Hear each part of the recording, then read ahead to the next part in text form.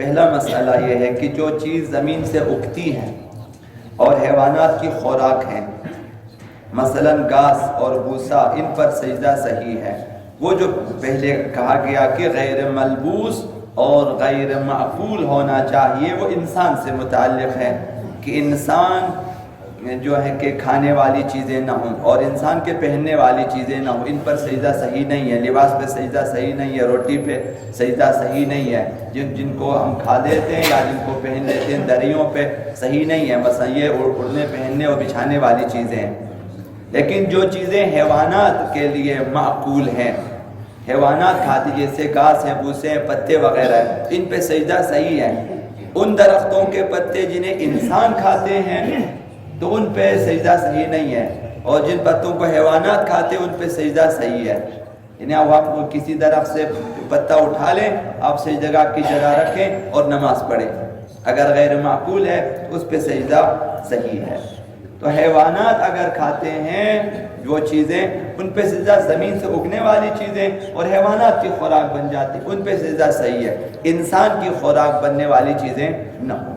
یہ پہلا مسئلہ۔ دوسرا مسئلہ یہ ہے کہ مستحب ہے سجدے میں جاتے وقت مرد پہلے اپنی ہتھیلیوں کو زمین پہ رکھے اور عورتیں پہلے اپنے گھٹنوں کو زمین پہ رکھے۔ یہ فرق ہے۔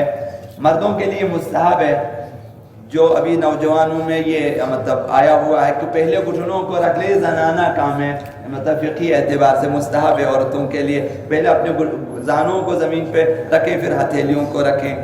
لہٰذا عورتیں پہلے بیٹھ جاتی ہیں نیچے، پھر گھٹنے زمین پہ رکھ لیتی ہیں، پھر ہاتھوں کو آگے رکھ لیتی ہیں۔ مردوں کے لیے کہ جھکیں اور ہتھیلیوں کو زمین پہ رکھیں، پھر گھٹنوں کو زمین پہ رکھیں۔ یہ مستحب ہے، ثواب کا کام ہے، ورنہ اتنا بڑا مسئلہ نہیں ہے۔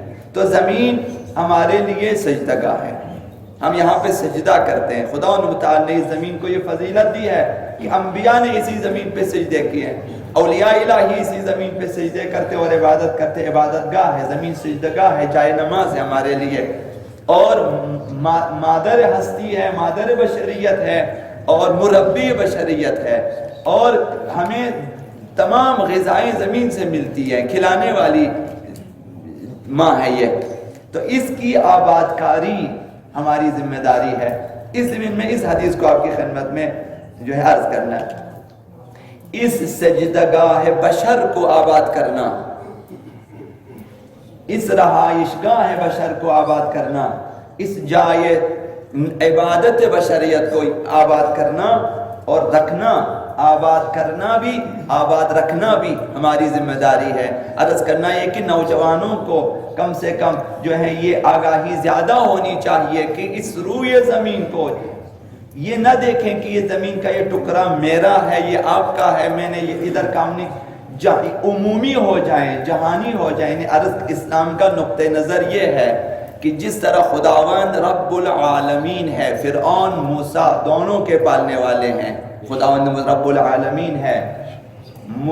جو ہے اگر کسی نے کہا کہ بھئی خدا سے کہیں کہ فرعون کی روزی بند کر دیں، خود سے خدائی کا دعویٰ کیا، خداوند یہی فرمائے گا اس نے فراموش کر دیا کہ میں اس کا رب ہوں، مجھے تو یاد ہے کہ میرا بندہ ہے، میں نے تو اسے روٹی دینی ہے۔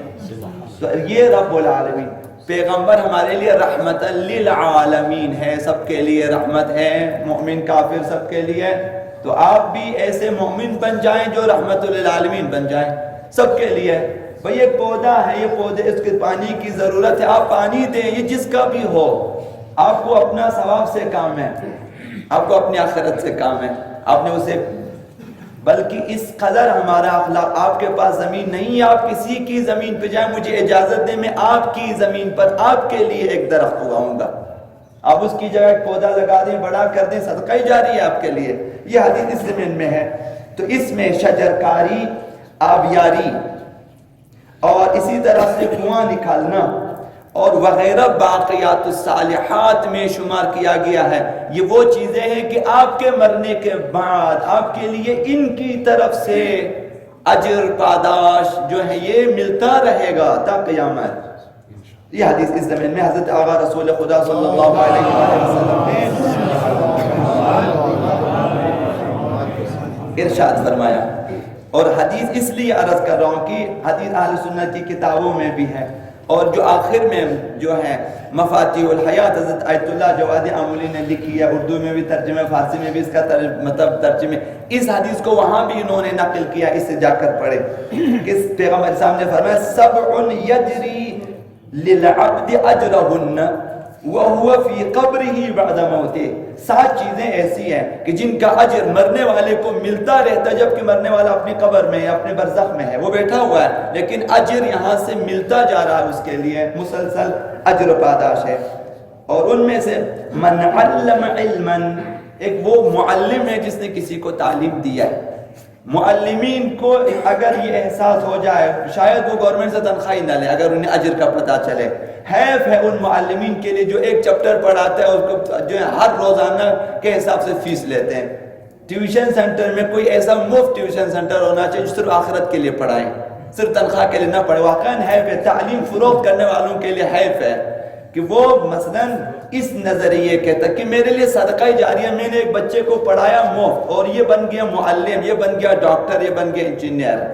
جب ٹیچر معلم اپنا علم فروخت کرے گا تو جو شاگرد ڈاکٹر بنے گا وہ بھی اپنی طبابت کو فروخت کرے گا، وہ جب انجینئر بنے گا اپنی انجینئرنگ کو فروخت کرے گا۔ ظاہر ابھی دنیا ہو گیا، علم ہو گیا سامان تجارت، اولین فریضہ معلمین کا ہے کہ وہ خداوند متعال کی رضا کے لیے تعلیم دے، بے شک اپنی تنخواہ لے لے۔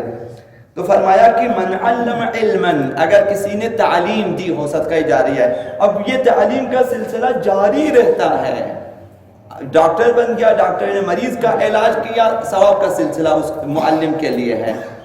اور اسی طرح سے اگر ایک شاگرد آپ کا عالم بن جائے اور وہ مثلا ایک جگہ یا ایک شہر ایک ملک میں تبلیغ کرے، آپ کے لیے صدقات کا سلسلہ جاری ہے، ثواب۔ اسی طرح سے من علم علم، پہلی چیز علم صدقہ جاریہ ہے۔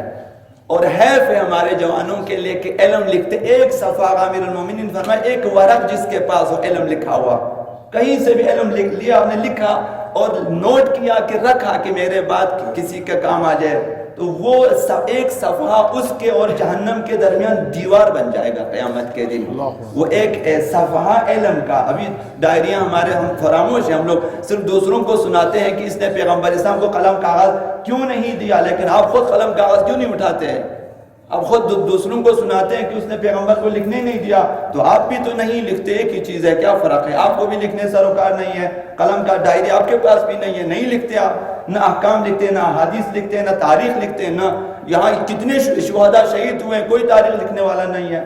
تو آ جائیں ان کی تاریخ لکھیں، ان کی تصویریں اور ان کے آثار اور ان کے وغیرہ ان کے واقعات کو حفظ کریں۔